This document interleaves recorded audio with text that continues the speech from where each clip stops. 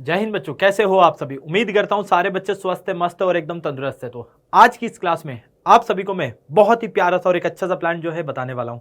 लेकिन उससे पहले आप लोगों को एक बात ध्यान रखना है, अगर अभी तक आप लोग सीरियस नहीं हुए हो तो सीरियस हो जाइए, क्योंकि अब आप लोगों के लिए क्लास 10th की अगर बात की जाए तो बोर्ड्स एग्जाम आने में कोई ज्यादा टाइम नहीं बचा है। चाहे यूपी बोर्ड हो, चाहे बिहार हो, राजस्थान हो, एमपी हो, झारखंड हो, छत्तीसगढ़ हो, XYZ कोई सा भी बोर्ड हो, सीबीएसई बोर्ड हो, हरियाणा बोर्ड हो, कोई सा भी बोर्ड हो, ज्यादा टाइम अब किसी भी बोर्ड में नहीं बचा है। क्योंकि क्लास 9th खत्म हुई थी और आप लोगों ने सपने देखे थे कि क्लास 10th में हम शुरुआत अच्छी करेंगे, हम स्टार्टिंग से पढ़ाई करेंगे और अच्छे से मार्क्स लेकर आएंगे, 95 मार्क्स लेकर आएंगे, 99 जो है हमारे सब्जेक्ट्स में मार्क्स आने चाहिए। काफी सारे बच्चों ने अलग अलग सपने देखे होंगे। किसी बच्चे ने सपने देखे होंगे कि भैया जी मुझे पूरे से पूरे मार्क्स भी चाहिए, है ना। लेकिन आप लोगों ने सिर्फ उस टाइम पर केवल और केवल सपने ही देखे हैं। क्या आप लोग उन सपनों पर अभी तक भी अड़े हुए हो, टिके हुए हो? नहीं, कुछ बच्चे ही ऐसे होंगे जो उन सपनों पर टिके हुए होंगे और अभी भी उसी अकॉर्डिंग मेहनत कर रहे होंगे। लेकिन काफी सारे बच्चे ऐसे होंगे कि ठीक है यार, कल पढ़ लेंगे, कल पढ़ लेंगे, कल पढ़ लेंगे, और वो कल आ नहीं रहा है। और जैसे जैसे टाइम निकल रहा है दिमाग पर प्रेशर जो है बढ़ता ही जा रहा है, डिमोटिवेट जो है बच्चे होते ही जा रहे हैं। भाई इसमें अगर आपने अभी तक गलती की है तो कोई बात नहीं, क्योंकि जो गलती हो चुकी है उसका कुछ नहीं किया जा सकता। लेकिन अब जो ये टाइम है, इस टाइम पर अगर सीरियस नहीं हुए हो तो फिर कुछ नहीं हो पाएगा भाई। फिर समय निकल जाएगा और कहते हैं ना कि भैया समय निकल गया, चिड़िया चुग गई खेत, और फिर बाद में पछताओगे तो क्या ही मतलब है। सेम चीज वही हो जाएगी। इसीलिए कान खोलकर सुन लो। अगर आप सीरियसली पढ़ाई कर सकते हो, अगर सीरियसली मेहनत कर सकते हो, अगर चाहते हो अपने भी सपने पूरे करना जो स्टार्टिंग में आप लोगों ने देखे थे, क्योंकि उम्मीदें केवल आपकी नहीं, आपके पेरेंट्स की भी आपके साथ में उम्मीदें जुड़ी हुई है। जितना सेक्रीफाइस आप कर रहे हो चीजों के साथ में, उतना ही आपके पेरेंट्स भी कर रहे हैं। तो इन चीजों को ध्यान में रखते हुए आप लोगों को मेहनत कंटिन्यू करते रहना चाहिए, क्योंकि मेहनत के बिना कुछ भी पॉसिबल नहीं है। अभी जो ये टाइम बचा हुआ है, अगस्त महीना अब स्टार्ट होने वाला है, अगस्त, सितंबर, अक्टूबर, नवंबर और दिसंबर, ये 5 महीने बस। फिर जनवरी से तो आप लोगों के बोर्ड एग्जाम्स की जो है लाइन स्टार्ट हो जाती है। बस आप ये मानकर चलो कि केवल और केवल इन 5 महीनों में आप लोगों को सब कुछ कवर करना है। और 5 महीनों की अगर बात की जाए तो 5 या 15, 150 दिन केवल और केवल आपके पास है यहां पर। अब इन 150 दिन में भी मैं आपको बता देता हूं, आपके सारे त्योहार आने वाले हैं, आपके राखी आने वाली है, 15 अगस्त आने वाले हैं, साथ ही साथ आपके दिवाली बड़ा त्योहार आने वाला है, ठीक है। काफी सारी बीच में छुट्टियां आ जाएगी, तो काफी सारी चीजें आप लोगों के फंक्शंस आ जाएंगे, शादी आ जाएगी, किसी के कुछ प्रोग्राम, तो इधर उधर जाना और ये करना, तो भाई टाइम जो है बिल्कुल भी नहीं बच पाएगा अगर आप ऐसे ही रहे तो। इसीलिए मैं कह रहा हूं, अगर अभी सीरियस नहीं हुए तो आगे कुछ भी नहीं कर पाओगे। इसीलिए भाइयों जग जाओ। अगर आप चाह रहे हो कि भैया मुझे मैथ्स में पूरे 100 में से 100 मार्क्स लेकर आने हैं सर, मैं मेहनत करने के लिए तैयार हूं, मैं तो आज से ही मेहनत करने के लिए तैयार हूं, कोई बात नहीं, मैंने जितना टाइम वेस्ट किया कर दिया, लेकिन अब अगर मैं सीरियसली पढ़ाई करूं तो क्या ये पॉसिबल है कि मैं मैथ में से पूरे मार्क्स लेकर आ सकता हूं अगस्त से बढ़कर? हाँ भाई, लेकर आ सकते हैं। कैसे? इसका आंसर आपको दूंगा मैं। बस आपको क्या करना है, इस पूरे सेशन को जो है ध्यान से देखना है, अच्छे से समझना है, अपने दोस्तों के साथ में शेयर करना है, और एक बार कमेंट बॉक्स में मुझे जरूर लिखकर बताना कि आप लोगों में से कौन कौन बच्चे का सपना है मैथ में से पूरे मार्क्स लेकर आने का, 100 में से 100। भाई 95 नहीं, 99 नहीं, 98, 93 कुछ नहीं, पूरे 100 में से 100 की बात की जा रही है यहां पर। तो सबसे पहले आपको मैं बता देता हूं क्या करना होगा। कुछ स्ट्रेटेजी प्लान्स जो है वो आपको फॉलो करने होंगे, है ना। कंसिस्टेंसी जो है सबसे ज्यादा जरूरी होती है, क्योंकि कंसिस्टेंसी के साथ में अगर आप मेहनत करोगे तो भाई उसका रिजल्ट भी आपके अकॉर्डिंग ही रहने वाला है। देखो, हमेशा ध्यान रखना, जिस भी सब्जेक्ट को आप लोग पढ़ रहे हो, मैं स्टार्टिंग से आप लोगों से हमेशा कहता हुआ आया हूं, चाहे बात यहां पर साइंस की हो, चाहे बात यहां पर मैथ की हो, चाहे बात यहां पर इंग्लिश की हो या हिंदी की हो या आपके अदर सोशल साइंस की हो, कोई से भी सब्जेक्ट्स की बात हो, हर सब्जेक्ट का आपको सिलेबस का जो है नॉलेज होना जरूरी है। क्योंकि सिलेबस का जब तक नॉलेज नहीं होगा तब तक आपको कुछ भी नहीं, भाई किस डायरेक्शन में आगे बढ़ना है नहीं पता चलेगा।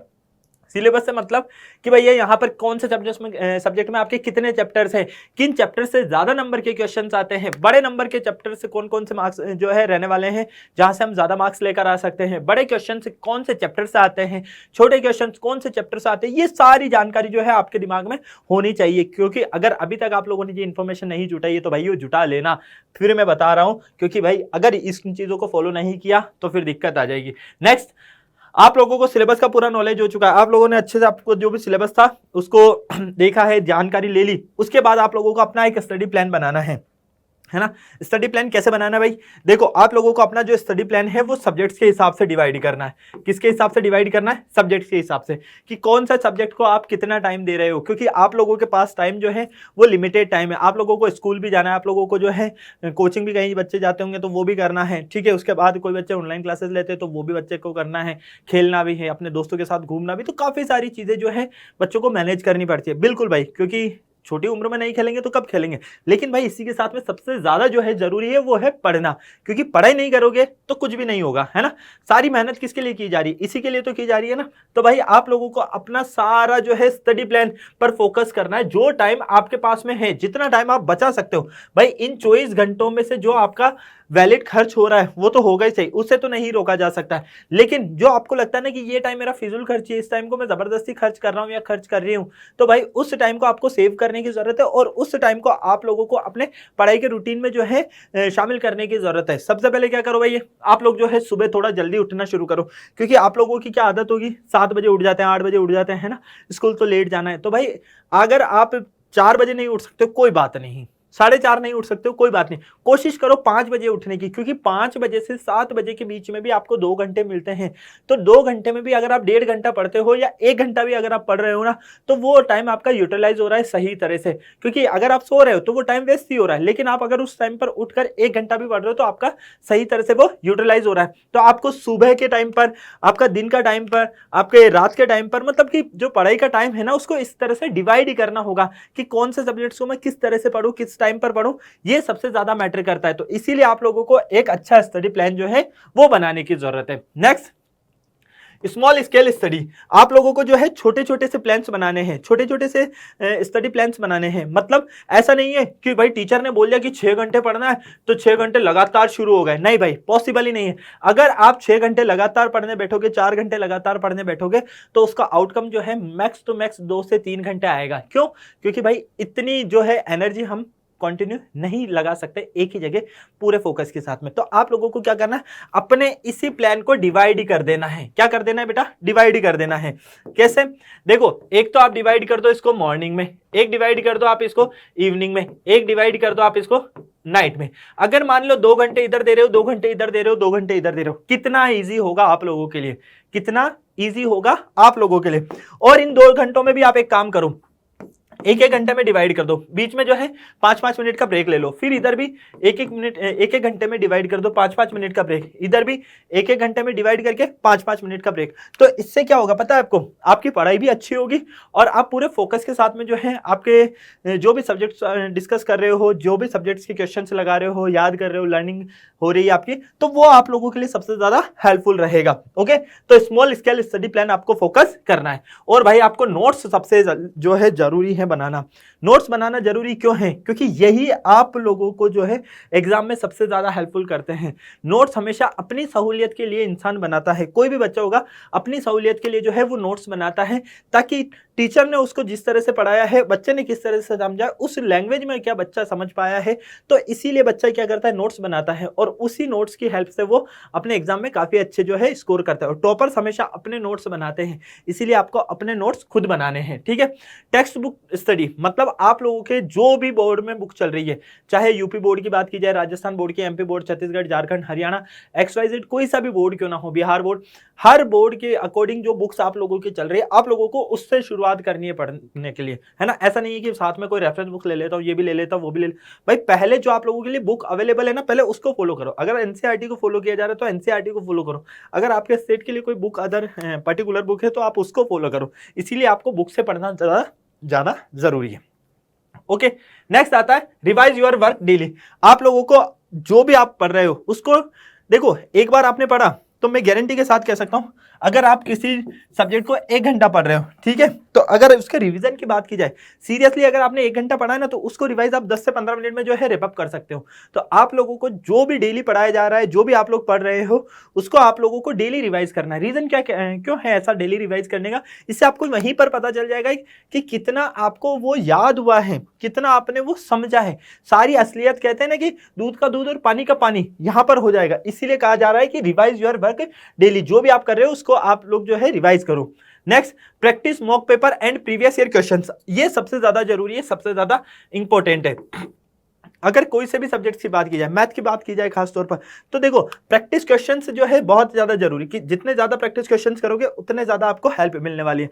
अदर सब्जेक्ट्स की भी बात करते हैं तो भैया जी प्रीवियस ईयर क्वेश्चंस जो है ये क्यों ज्यादा जरूरी है, क्योंकि यहां से जो है एग्जाम में क्वेश्चंस रिपीट होते हैं। क्या होता है बेटा, एग्जाम में क्वेश्चंस रिपीट होते हैं, और जब क्वेश्चंस रिपीट होते हैं और हम हमारे जो प्रीवियस ईयर क्वेश्चंस लगा रहे हैं तो उससे हमें आइडिया भी हो जाता है कि किस तरह का हमारा पेपर आने वाला है, एग्जाम में क्वेश्चंस किस तरह के आते हैं, लास्ट ईयर एग्जाम में क्वेश्चन किस तरह के आए थे, पेपर किस तरह का आया था, मॉडरेट आया था या इजी आया था, तो वो सारी चीजें हमें यहाँ से पता चल जाती है। ठीक है, और पेपर से पहले पेपर भाई प्रैक्टिस कर रहे हो आप, है ना, मॉक टेस्ट दे रहे हो, तो इससे क्या हो रहा है कि पेपर से पहले पेपर दे रहे हो एक तरह से, तो एग्जाम में कितना टाइम लगने वाला है, क्वेश्चन में आपको कितने नर्वस होने वाले हो, वो सारी हकीकत आपको यहीं पर पता चल जाती है।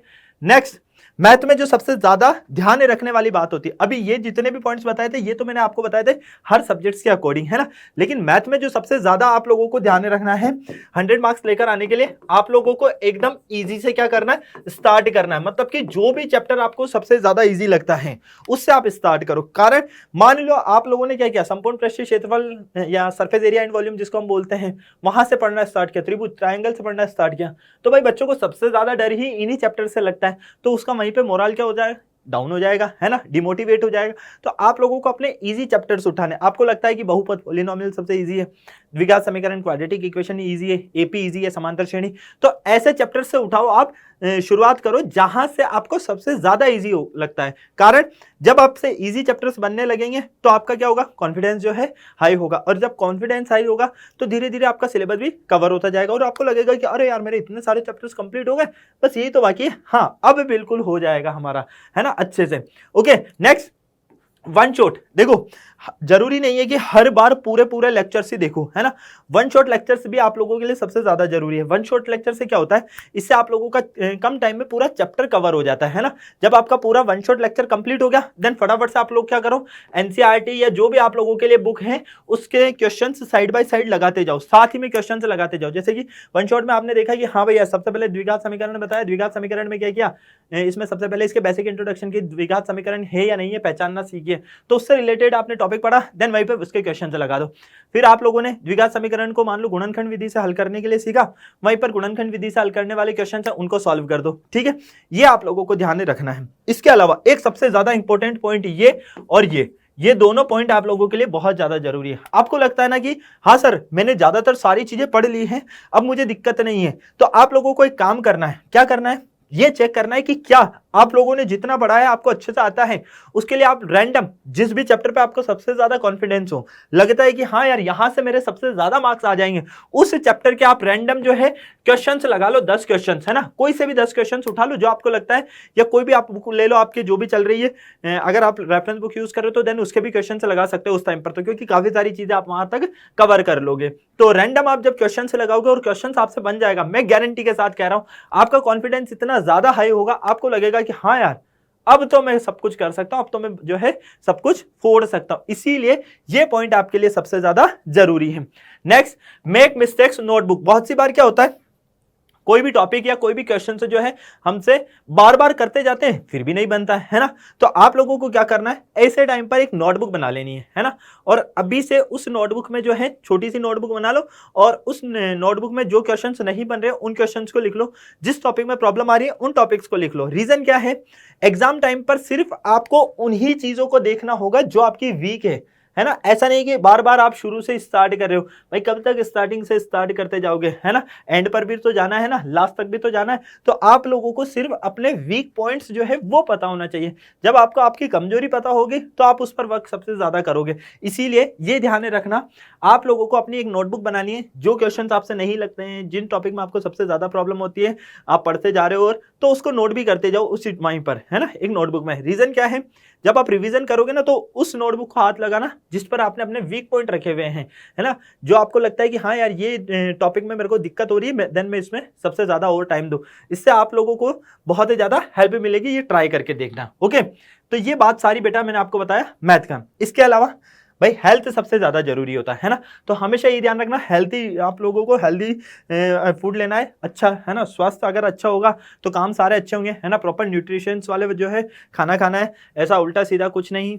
और बरसात का मौसम हो, चाहे सर्दी हो, चाहे गर्मी हो, आप लोगों को मौसम का हमेशा ध्यान ही रखना है, क्योंकि अगर बीमार हो जाओगे तो भैया जी वो 2-4 दिन खराब नहीं होंगे, वो 2-4 दिन आपकी बहुत सारी मेहनत को खराब कर देंगे। रीजन, जो आप शुरू से मेहनत करते हुए आ रहे हो, शुरू से जो जुटे हुए हो, या अगर अब जगकर आपने शुरुआत की है तो भी आप लोग जो है वो मेहनत कर रहे हो, अगर बीमार हो गए तो उस मेहनत पर वो सब कुछ पानी फिर जाएगा और फिर वापस से restart restart restart, then time पूरा खत्म हो जाएगा। इसीलिए इन सारी चीजों को आपको बेटा ध्यान रखना है। ओके, तो ये सारी चीजें मैंने आपको बता दिया है यहाँ पर। अगर आप अगस्त से पढ़कर भी शुरुआत करते हो तो आप सब कुछ कर लोगे, ठीक है। अगर इन पॉइंट्स को आपने फॉलो कर लिया, मेरी गारंटी, इन पॉइंट्स को अगर आपने डिनाई कर दिया तो फिर भाई आपको दिक्कत ही दिक्कत होगी और कोई भी आपको नहीं रोक सकता फिर। इसके अलावा अगर क्लास 10th की आप अच्छे से प्रिपरेशन करना चाहते हो तो डाउटनेट लेकर आया है आप सभी के लिए एक मॉनसून सेल, जो कि यहाँ पर बहुत ही जबरदस्त रहने वाली है टॉपर्स 2.0 बैच के लिए। ये पूरा बैच आपको केवल और केवल 1999 रुपीज में मिलने वाला है और ये ऑफर सीमित समय के लिए है। 26 जुलाई से 31 जुलाई तक के लिए ही ये ऑफर आपका रहने वाला है। इससे रिलेटेड पूरी कोई भी इंफॉर्मेशन चाहिए आपको, कोई भी क्वायरी करना है तो 012471158250 इस नंबर पर कॉल कीजिए और फटाफट से जो भी आपका डाउट है, जो भी आपकी परेशानी है, जल्दी से क्लियर कर लीजिए। और अगर अभी तक भी घूम रहे हो तो बेटा इस बैच को ज्वाइन करो, क्योंकि यहां पर आपकी जो है धमाकेदार जबरदस्त तैयारी करवाई जाएगी। ओके, तो अगर आज के इस सेशन में मजा आया तो सेशन को लाइक कीजिएगा, शेयर कीजिएगा अपने दोस्तों के साथ में। कमेंट बॉक्स में जरूर मुझे कमेंट करके बताइएगा कि ये सेशन आपको कैसा लगा और कौन कौन बच्चा चाहता है आप लोगों में से कि मैथ में आपको पूरे में से पूरे मार्क्स चाहिए। ओके, तो फिर मिलते हैं न्यू सेशन में नई इन्फॉर्मेशन के साथ। और जिस भी तरह की आपको जानकारी चाहिए देन आप कमेंट बॉक्स में भी मुझे बता सकते हो, उससे रिलेटेड आप लोगों के लिए मैं सेशंस लेकर आता रहूंगा। तब तक सारे बच्चे स्वस्थ रहें, मस्त रहें, तंदुरुस्त रहें, शानदार जबरदस्त जिंदाबाद के साथ में। जय हिंद और बाय बाय।